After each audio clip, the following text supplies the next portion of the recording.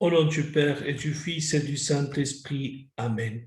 Gloire au Père et au Fils et au Saint-Esprit, comme il était au commencement, maintenant et toujours, dans les siècles des siècles. Amen. Saint Thomas d'Aquin, priez pour nous. Au nom du Père et du Fils et du Saint-Esprit. Amen. Je vais vous présenter aujourd'hui la question 57 de la somme théologique, la troisième partie qui parle de la vie du Christ. Aujourd'hui, j'expose l'ascension de vie du Christ selon la question 57, divisée en 6 articles. Et de tous ces articles-là, parce qu'ils sont assez longs, exposés longuement par saint Thomas d'Aquin avec ses objections et tout, leurs objections et tout. Donc, je vais choisir, le premier article et le sixième. Convenait-il que le Christ monte au ciel et les effets de l'ascension, les effets à nous de l'ascension. Et comme le premier article, c'est convenait-il que le Christ monte au ciel, c'est le titre, non? Il y a les objections posées à saint Thomas d'Aquin et la réponse, d'abord, l'autorité de l'écriture. Le même Christ est d'accord, je monte vers mon Père et votre Père. Si vous vous rappelez, il y a aussi un autre passage de l'Évangile, il faut que je m'en aille pour vous envoyer l'Esprit Saint. Il parle aussi, il faut, la convenance de partir. La réponse donnée par saint Thomas d'Aquin, la réponse théologique. Le principe, le lieu doit être proportionné, adapté à celui qui y réside.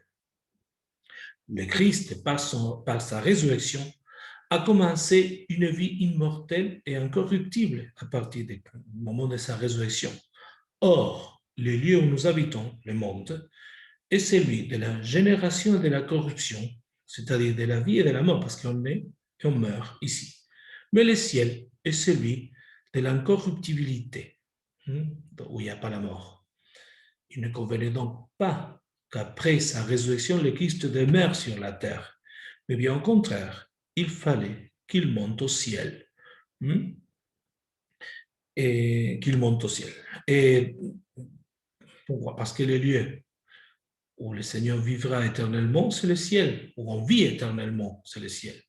Et dans ce monde, c'est un lieu de passage, tandis que l'éternité, c'est le lieu d'éternité précisément.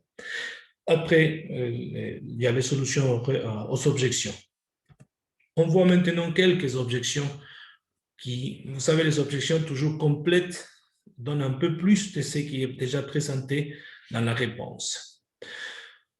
L'objection numéro 2 dit « Tout mouvement se fait en vue d'un bien meilleur. » C'est-à-dire, je passe à un état meilleur, je gagne quelque chose. Or, le Christ n'eut pas une meilleure existence sociale que sur la terre, parce qu'il n'y a rien qui s'ajoute au Christ. Le Christ est déjà parfait, il est heureux dans ce monde, il a la vision béatifique, et c'est la vision de Dieu, car il n'a rien acquis, le Christ n'a rien acquis au ciel, ni pour son âme, ni pour son corps, parce qu'il était déjà glorieux après la résurrection. Il semble donc que le Christ ne devait pas monter au ciel. La réponse, il semblerait que le Christ ne devait pas monter au ciel. Réponse, l'ascension du Christ au ciel ne lui a rien procuré de ce qui appartient à l'essence de la gloire, soit du corps, soit de l'âme. Le Christ était glorieux dans son corps et dans son âme. Elle lui a donné toutefois un lieu honorable, une place honorable, quelque chose qui correspond à lui, ce qu'il a dit dans la réponse théologique, ce qui constitue un supplément accidentel de gloire. Non que son corps ait rien acquis de corps céleste, ni de leur perfection, ni de leur conservation, mais il a obtenu uniquement un lieu plus honorable. Or, cela contribuait de quelque façon à sa gloire. De fait, le Christ a éprouvé de la joie, non pas qu'il ait commencé à s'en réjouir pour la première fois au moment où il est monté au ciel, mais il s'en est réjoui d'une nouvelle manière, comme d'une réalité qui arrive à son achèvement. Et le psaume 16, verset 11 dit « Délice éternelle à ta droite ». J'aime mes délices éternelles à ta droite. La glosse, c'est commentaire, c'est un commentaire du Moyen-Âge à l'Écriture dit « La dilatation et la joie s'empareront de moi ». par le nom de Christ, lorsque je serai assis à ton côté, loin du regard des hommes. C'est-à-dire une nouvelle joie, une nouvelle façon de se réjouir. C'est ça. Mais c'est accidentel et pas essentiel. L'objection, la troisième objection, numéro 3, le Fils de Dieu a pris la nature humaine pour notre salut, mais il aurait été plus salutaire pour les hommes qu'ils vivent toujours avec nous sur la terre. Il a pris la nature pour vivre avec nous, pour faire la rédemption. Pourquoi il n'est pas resté avec nous? Il le déclare lui-même. Il y a un argument d'autorité tiré de l'Écriture. Des jours viennent où vous désirerez voir un seul des jours du Fils de l'homme et vous ne le verrez pas. Il semble donc qu'il ne convenait pas au Christ de monter au ciel. Il devait vivre dans ce monde. Pourquoi il est venu donc? Pourquoi il a pris la nature humaine? La réponse. L'ascension a retiré aux fidèles la présence corporelle du Christ. On ne voit plus le corps de Christ physique, pour ainsi dire. Cependant, par sa divinité, le Christ reste toujours présent parmi nous. Lui-même le dit dans l'évangile de Saint Matthieu, « Voici que je suis avec vous jusqu'à la consommation des siècles. » C'est le dernier verset de l'évangile de Saint Matthieu, le dernier chapitre. Celui qui est monté au ciel, dit Saint Léon, n'abandonne pas ce qu'il a adopté. Mais l'ascension du Christ nous a privés de sa présence corporelle, nous a été plus utile que ne l'aurait été sa présence elle-même. Pour les raisons suivantes. Donc, il y a des raisons que saint Thomas d'Aquin va donner suivant les pères de l'Église. Pourquoi l'ascension est plus fructueuse pour nous? Pourquoi la présence de Christ spirituel c'est plus fructueuse que la présence corporelle du Christ dans ce monde? D'abord, elle augmente notre foi. Que le Christ ne soit plus physiquement dans ce monde augmente notre foi, qui a pour objet ce qu'on ne voit pas. Le Seigneur lui-même dit en Saint Jean que l'Esprit Saint, lorsqu'il sera venu, convaincra le monde au sujet de la justice. La justice, c'est de ceux qui auront cru, remarque Saint Augustin, car la comparaison des fidèles avec les infidèles est par elle-même la condamnation des derniers. Pourquoi? Parce que les fidèles ont cru, précisément. Aussi, le Seigneur, ajoute-t-il, « Je vais au Père et vous ne me verrez plus. » Saint Augustin reprend, « Bienheureux ceux qui ne voient pas et qui croient. » Ce sera donc par notre justice que le monde sera condamné, car vous croirez en moi sans me voir. Donc, pour la foi, augmente notre foi. L'ascension relève notre espérance. Le Seigneur le déclare dans l'Évangile de Saint Jean, chapitre 14. Lorsque je m'en serai allé et que je vous aurai préparé une place, je reviendrai et vous prendrez avec moi, afin que là où je suis, vous y soyez aussi. Je serai parti pour vous préparer une place. Et le Christ, en amenant au ciel la nature humaine qu'il avait prise, il monte évidemment avec son corps et son âme, la divinité, son corps et son âme, prend avec lui la nature humaine, nous a donné l'espoir d'y parvenir, car, comme il a dit, partout où sera le corps, s'assembleront les aigles.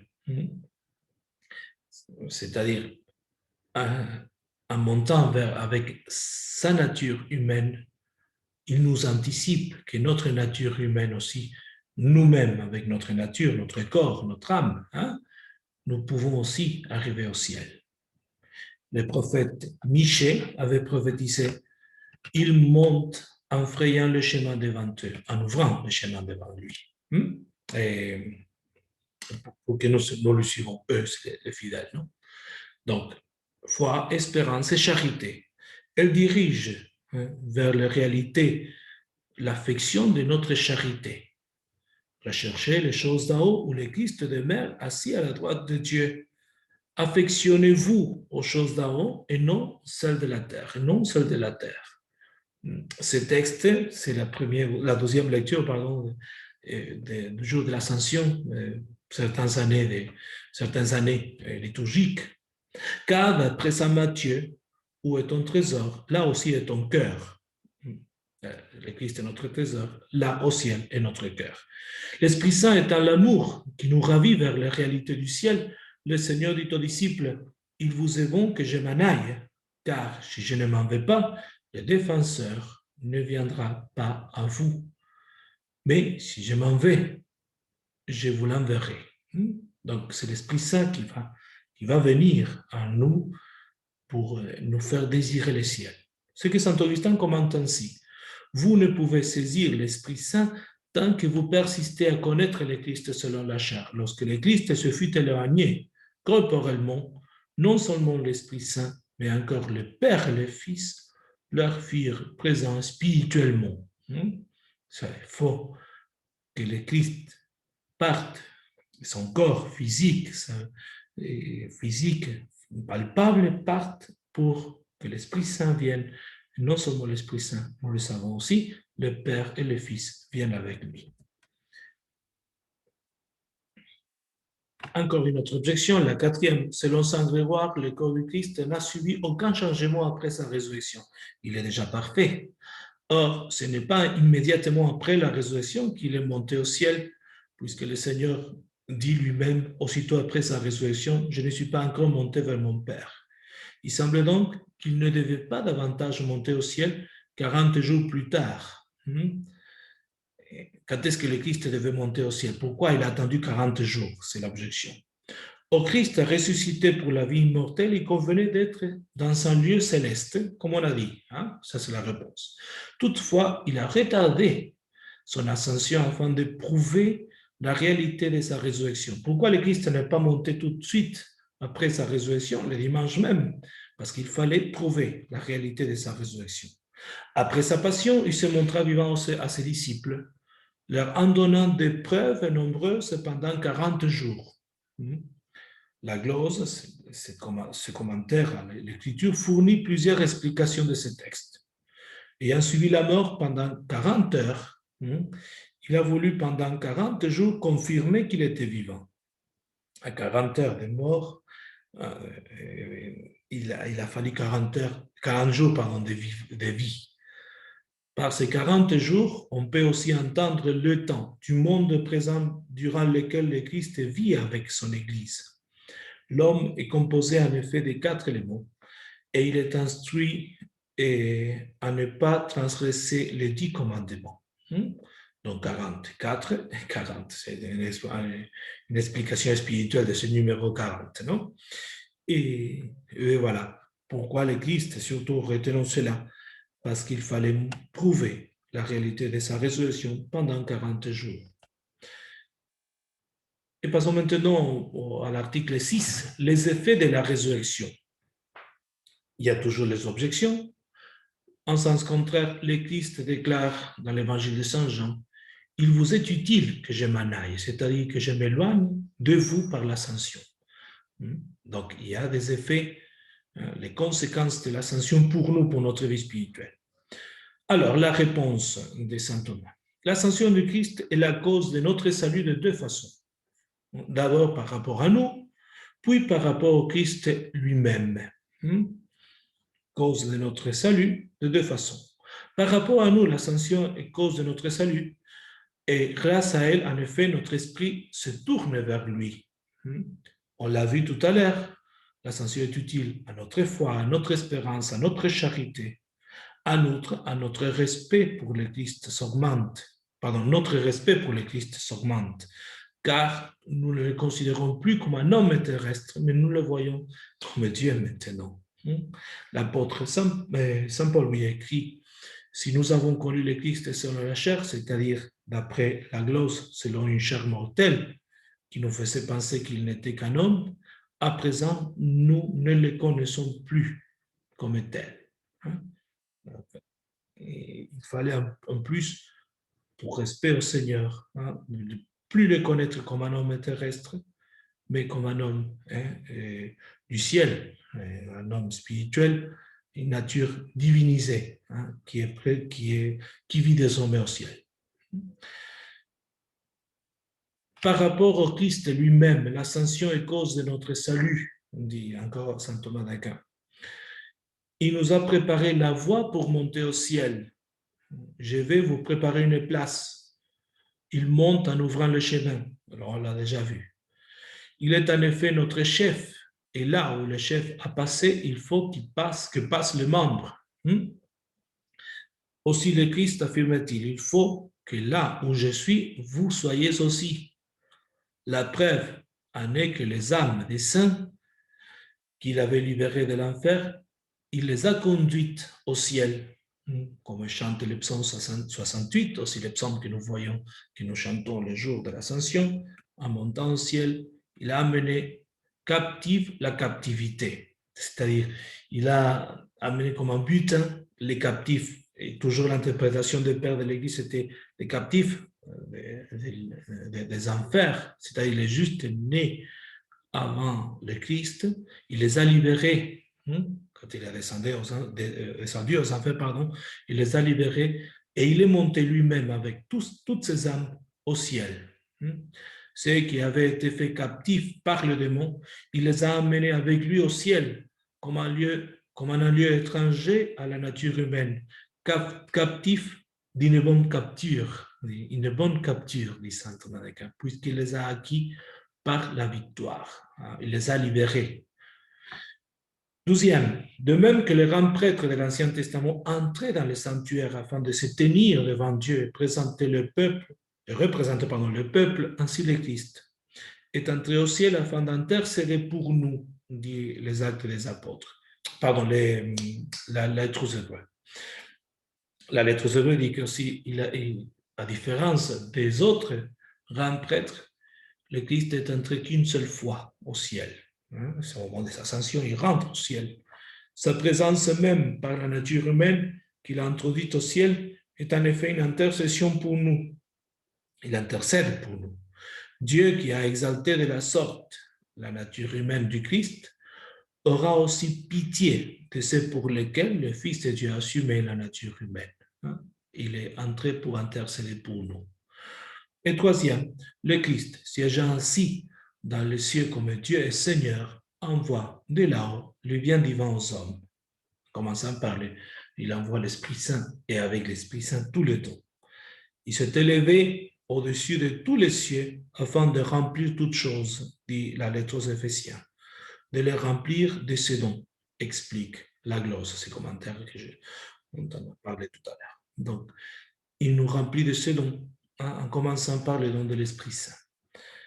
Bon, je laisse pour votre lecture les objections et les solutions aux objections de cet article. Et nous demandons la grâce à la très sainte Vierge Marie, comme dit Saint Paul, de vraiment penser aux choses du ciel, mettre notre cœur au ciel. Et là où est ton trésor, là est ton cœur, dit le Seigneur. Là où est votre trésor, là aussi sera votre cœur. Il a dit à ses apôtres, à ses disciples, il nous le dit à nous aussi. Là où est notre cœur, notre trésor, là aussi est notre cœur. Demandons cette grâce à la très sainte Vierge Marie et à saint Thomas d'Aquin. Au nom du Père et du Fils et du Saint-Esprit. Amen.